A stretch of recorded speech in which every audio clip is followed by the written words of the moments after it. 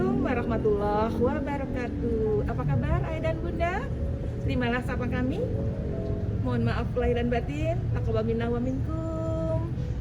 Minal aidin wal faizin. Menyambut dan masih di bulan yang fitri, izinkan atas nama seluruh Bapak dan Ibu karyawan SMP Islam PB Sudirman menyampaikan selamat Idul Fitri 1423 Hijrah. Hai ayah dan bunda, kita ketemu lagi. Ini dalam rangka kami akan menyampaikan beberapa informasi penting berkenaan dengan pendaftaran peserta didik baru tahun pelajaran 2022-2023. Selamat ya, terima kasih, sukses buat Ananda yang sudah diterima untuk beberapa sekolah pilihan. Insya Allah Ananda akan melanjutkan ke sekolah yang lebih tinggi dengan tidak melupakan keberhasilan Ananda untuk nilai-nilai agama mereka. Titip Ananda tetap menjadi anak-anak yang soleh dan soleha. Nah ayah dan bunda, untuk sosialisasi berkenaan dengan program pendaftaran peserta didik baru sekolah negeri untuk SMA, SMK, nanti Bapak dan Ibu wali kelas akan memberikan presentasinya kepada ayah dan bunda. Namun ada beberapa hal yang ingin kami sampaikan kepada ayah dan bunda untuk menentukan pilihan sekolah Ananda. Tentunya pastikan sudah mengadakan satu musyawarah mufakat dengan ayah dan bunda. Doa kami, insya Allah Ananda dapat melanjutkan pendidikan sesuai dengan apa yang diharapkan. Nah, berkenaan pendaftaran peserta didik baru di Provinsi DKI Jakarta, tolong ayah dan bunda nanti betul-betul dipahami regulasi-regulasi yang ada. Dan ini akan disampaikan bersama Bapak dan Ibu wali kelas nanti di kelas yang hari dan tanggalnya sudah kami infokan kepada ayah dan bunda. Berkenaan dengan pendaftaran peserta didik baru di Provinsi DKI Jakarta tetap melalui jalur-jalur yang sudah ditentukan seperti biasanya. Ada jalur afirmasi, ada jalur prestasi, ada jalur perpindahan orang tua, dan jalur zonasi. Nah, ayah dan bunda, utamakan jalur-jalur yang ada, persyaratan-persyaratan, ketentuan-ketentuan wajib dipahami. Kemudian yang kedua adalah tanggal-tanggal pelaksanaan pendaftaran. Dan terakhir ayah dan bunda, apapun kami berharap sukses PPDB Ananda untuk kelanjutan pendidikan adalah harapan kami. Selamat ayah dan bunda untuk bersama dengan Bapak dan Ibu wali kelas menindaklanjutkan membersamai Ananda untuk mendapatkan pilihan sekolah terbaik. Baik, demikian pengantar dari kami. Mohon maaf lahir dan batin. Akhirul kalam. Assalamualaikum warahmatullahi wabarakatuh. Baik, ayah dan bunda, kita masuk ke pemaparan untuk kita memahami berkenaan dengan pendaftaran peserta didik baru di Provinsi DKI Jakarta tahun 2022. Dari prinsip dan dasar hukum PPDB, kami harapkan ayah dan bunda betul-betul bisa memegang, memastikan dasar hukum yang ada. Jalur PPDB tahun pelajaran 2022-2023. Nah, jalur-jalur ini seperti yang di awal atau sebelumnya kita ketahui ada jalur prestasi. Untuk jalur prestasi ini dilaksanakan dalam rangka memberikan apresiasi terhadap anak-anak yang telah menunjukkan prestasi akademik maupun prestasi non-akademik. Alhamdulillah untuk prestasi non-akademik ada beberapa peserta didik kita yang sudah tervalidasi. Selamat kepada Ananda yang sudah tervalidasi. Jalur berikutnya adalah jalur afirmasi. Jalur afirmasi dilaksanakan dalam rangka memberikan kesempatan yang lebih besar bagi anak-anak dari keluarga tidak mampu untuk mengakses pendidikan bermutu yang disubsidi oleh pemerintah. Nah, jalur yang paling menjadi minat untuk kita bisa berhasil di dalamnya yaitu jalur zonasi. Jalur zonasi adalah satu jalur di mana kesempatan untuk anak-anak yang berdomisili di dalam wilayah zonasi yang telah ditetapkan dengan prinsip mendekati domisili anak dengan lingkungan sekolah serta memperhatikan sebaran sekolah, data sebaran domisili peserta didik, dan kapasitas daya tampung sekolah. Jalur terakhir atau jalur selanjutnya yaitu jalur pindah tugas orang tua dan anak guru. Jalur ini diberikan kesempatan kepada anak-anak dari keluarga yang orang tuanya pindah tugas, serta bagi anak guru yang ingin bersekolah di tempat orang tuanya bertugas. Inilah jalur PPDB tahun pelajaran 2022-23. Persyaratan pastikan ayah dan bunda untuk memilih sekolah lanjutan tingkat atas atau untuk jenjang SMA maupun SMK.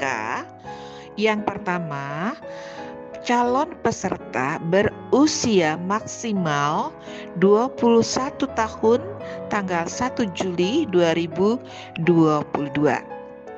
Persyaratan kedua, lulus SMP atau bentuk lain yang sederajat, dan ketiga, tercatat dalam kartu keluarga yang diterbitkan paling singkat 1 tahun sebelum awal tanggal pendaftaran. Nah, ini persyaratan secara umum. Untuk SMK ada beberapa hal tercatat sebagai salah satu syaratnya berkenaan dengan calon peserta didik baru disabilitas sesuai dengan kompetensi keahliannya. Sebagai referensi ayah dan bunda, data calon peserta didik baru dan daya tampung yang tersedia. Untuk persentase peserta didik yang akan tertampung di level atau di jenjang SMA dan SMK itu sekitar 40%. Dengan rincian daya tampung untuk SMA, prestasi bisa kita lihat dalam tabel. Prestasi itu 6846, afirmasi 7441, zonasi 14883, dan pindah orang tua 595. Nah, dari tabel bisa kita ketahui untuk SMK tidak ada untuk jalur zonasi. Selanjutnya, mari kita perhatikan tabel perbandingan kuota jalur PPDB 2022 dengan Permendikbud nomor 1 tahun 2021. Jalur zonasi untuk SMA masih sama dengan Permendikbud nomor 1 dengan tahun ini. Untuk afirmasi ada perbedaan. Tahun 2022 ini kuota yang disediakan 25%, sebelumnya 15%. Kemudian perpindahan tugas orang tua dan anak guru. Permendikbud itu maksimal 5% tahun 2021, tahun ini disediakan kuotanya 2%. Sementara untuk prestasi non-akademik dan prestasi akademik itu di Permendikbud belum belum jelas kuotanya karena merupakan sisa dari kuota yang ada. Sementara di PPDB 2022 kuota disediakan untuk prestasi non-akademik 5% dan prestasi akademik 18%. Lebih rinci, slide berikutnya ini akan menjelaskan perbandingan tiap jalur seperti dalam tabel tersebut. Dan untuk prestasi tahun 2022 ini diberikan skor masing-masing berkenaan dengan status akreditasi dan peringkat peserta didik sesuai dengan nilai yang diperoleh dari nilai yang sudah terkirim dalam SIDA Nira. Ayah dan Bunda, kita akan sama-sama perhatikan slide berikut tentang jalur prestasi. Jalur prestasi memperhatikan perkembangan peserta didik secara menyeluruh dengan memperhitungkan indeks prestasi akademik dan non-akademik. Ini dilatar belakangi oleh regulasi yang ada yaitu Permendikbud pasal 24. Adapun kriteria seleksi jalur prestasi diperoleh dari nilai rapot, persentil nilai rapot di sekolah asal, prestasi bidang akademik dengan bukti surat sertifikat kejuaraan, prestasi bidang non-akademik melalui sertifikat dibuktikan, kemudian persentil non-akademik di sekolah asal. Persentil nilai rapot di sekolah asal digunakan sebagai mediasi kesenjangan nilai rapot. Adapun indikator dan presentasi prestasi akademik dan non-akademik melalui perbandingan persentase sebagai berikut. Untuk nilai rapot akademik 30%, kemudian non-akademik 10%. Persentil nilai rapot untuk akademik 30%, non-akademik 5%, prestasi akademik 30%, non-akademik 5%, prestasi non-akademik 5%, akademik dan non-akademik sendiri 40%. Persentil non-akademik dari akademik 5%, non-akademik 40%, total indikator 5 indikator tadi, baik dari sisi persentase akademik dan non-akademik, total bisa kita ketahui seluruhnya tercapai full 100% masing-masing. Dan ini sekali lagi perlu betul-betul bisa dilaksanakan, mudah-mudahan dibantu dengan simulasi yang akan dibersamai oleh teman-teman nanti. Berikutnya, Ayah dan Bunda, untuk informasi jalur afirmasi sepertinya kita dapat lewatkan karena tidak terlalu banyak atau tidak ada yang masuk kepada jalur ini. Kita perhatikan berikutnya adalah jalur zonasi. Nah, jalur zonasi sesuai dengan Permendikbud pasal 20, penetapan wilayah zonasi dilakukan pada setiap jenjang oleh pemerintah daerah sesuai dengan kewenangannya, dengan prinsip mendekatkan domisili peserta didik dengan sekolah. Nah, memperhatikan sebaran sekolah, sebaran domisili calon peserta didik baru, daya tampung sekolah. Sebagai informasi, ada 168 kelurahan tidak memiliki sekolah untuk SMA negeri. Jadi SMA negeri ada 168 kelurahan tidak ditemukan. Contoh peta perbandingan jalur zonasi kita lewatkan saja ya Ayah dan Bunda. Izin juga Ayah dan Bunda, karena kita akan fokus kepada waktu-waktu yang ada di dalam kegiatan-kegiatan PPDB ini. Beberapa slide dari mulai tadi kita melewati jalur-jalur yang perpindahan orang tua, kemudian PPDB bersama, kemudian data PPDB bersama. Kita coba untuk lewati saja.